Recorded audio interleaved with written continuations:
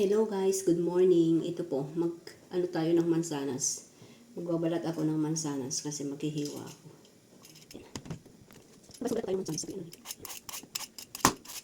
Dito kasi nabalakan tayo ng mansanas guys. Ano kayo? Laki ng mansanas. Dito sa Taiwan, pinabalakan ng mansanas. Saka hinihiwa. Dito tayo sa atin na. Hugasan ko rin. Saka batin na lang. Pagbinig. Hugasan ko rin guys.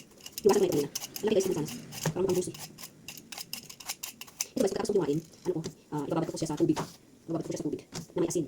Yan.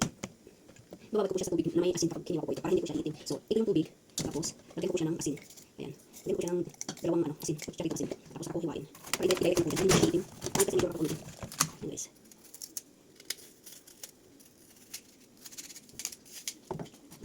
Lagyan natin yung nasa gitna. Kasi matigas. Saka yung nandun yung buto.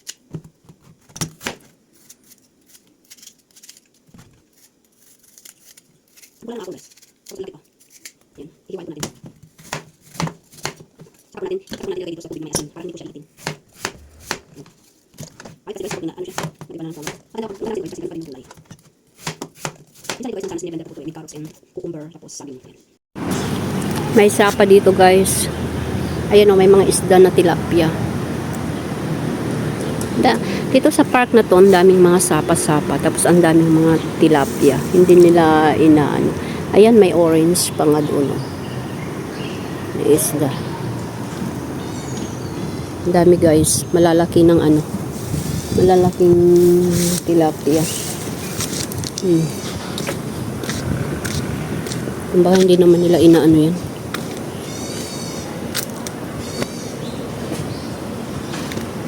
Wala silang pakialam sa mga isda-isda na kung sa Pilipinas pa yan siguro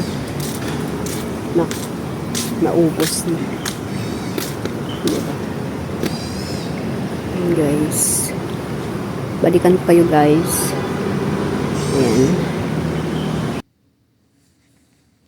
Ayan guys, nag-exercise ako dyan kasi ang lamig, malamig yung simoy ng hangin guys.